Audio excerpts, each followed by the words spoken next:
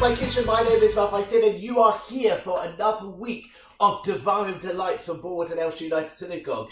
This week is Parshat Vaetchanan, and I can't believe we haven't done this.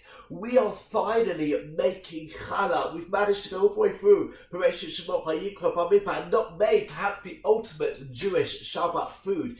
That is challah. We are going to be making it today. The reason we are making challah today is simple, because this week we are going to be reading the 10 Commandments, the 10 statements that God gave at Revelation. This is version 2, the Vaetchanan version, and it contains in there, obviously, the commandment to keep Shabbat.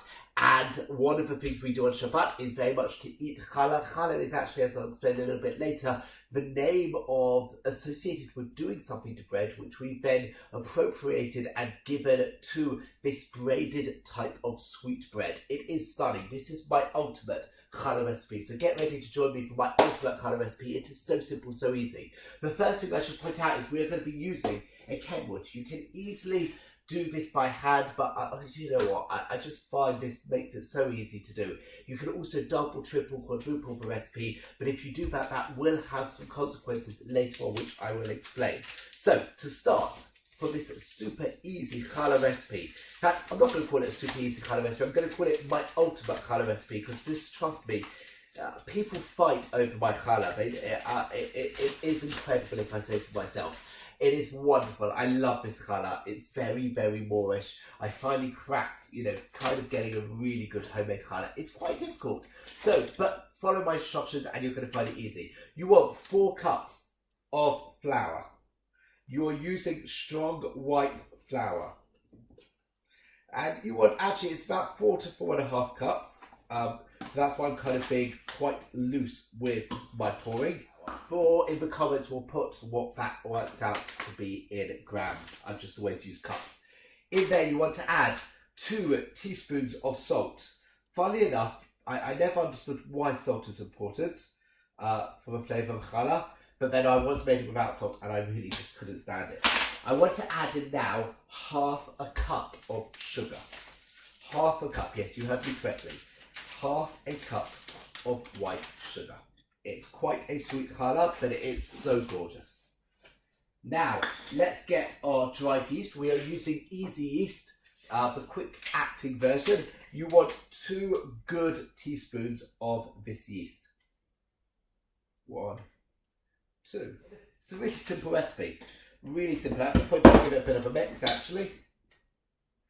I'm going to explain all about the parsha, etc. once we are doing the shaping. 1/4 cup of olive oil, of sunflower oil.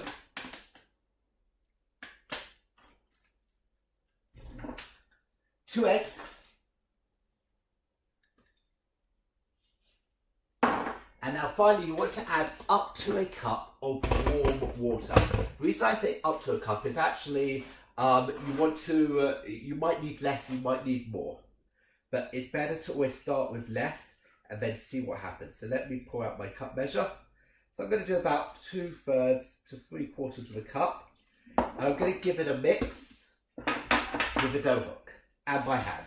So actually, let me tell you a tiny bit. So as I say, it contains the 10 Commandments. It's actually quite a who's who of Parsha. It's got all the hits. You've got a paragraph of a Shema in there. You've got the 10 Commandments. You've got quite a few famous phrases also make an appearance. I'm going to need a bit more water, so I'm going to add in because it's a bit too dry. You want to basically bring it together until it forms like a shaggy dough.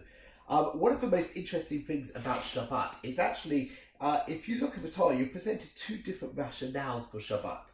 The first rationale to be presented is that Shabbat is to remember creation. Shabbat comes along to mark the fact that God rested on the 7th day of creation, and so too we should rest.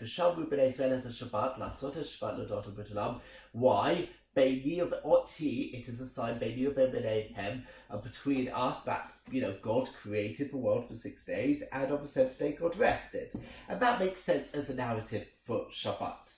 A second narrative for Shabbat appears actually in this week's portion in the 10 Commandments, that we should use Shabbat to remember that we were slaves in Egypt, to remember going out of Egypt. And the question is why? Why is Shabbat, or what has Shabbat got to do with the going out of Egypt? I get Pesach being, related to going out of Egypt, but I'm not quite sure where Shabbat fits in to that narrative.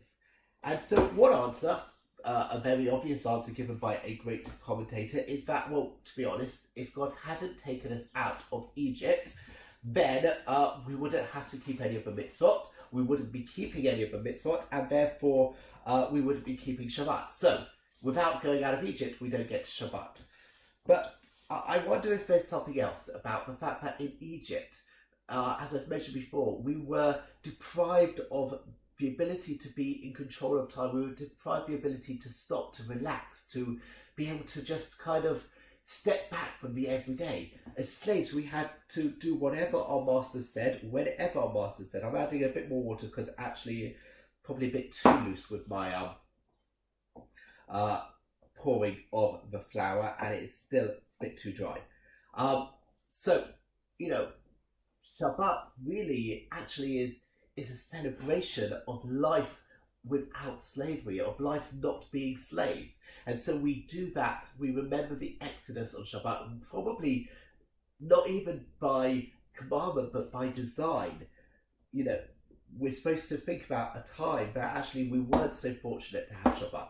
And we should realise how fortunate we are. Shabbat is this oasis in a busy world, and one that we should really celebrate, being forced to step back, to have to turn off our phones, to turn off our connection with the outside world, to not necessarily know what's going on, so that we can focus on ourselves, on our families, on our friends, and on our relationship with God. And so I think that's what we're supposed to do on Shabbat, really, is to take a step back, to relax, to find ourselves, to find our religion, to find our family. So, once you've got it into a shaggy dough, which it should be slightly, you don't want it to be a dry dough, you want it to be wet enough that it's slightly sticky. You're going to put it into the machine and knead it on a low speed for about 10 minutes. If you're kneading it by hand, you want to knead it 15 or so minutes until it's nice and stretchy. Once it's kneaded, cover it and let it rise till it's doubled in size. It takes about an hour and a half to 2 hours, depending on how hot the room is. And I'll see you once it's risen in size. Okay, so it's been a couple of hours, and look at that. Look how incredible this is. This is my dough, it's puffed up. And now, for probably the most satisfying thing you can ever do to some dough, punch it, punch it, punch it, punch it, punch it. You need to get all of that wonderful air that you've worked in, you need to get it all out of the dough, otherwise it's not going to work. So, I like to dip my hands in flour and just work the dough and really just bring it onto your floured work surface.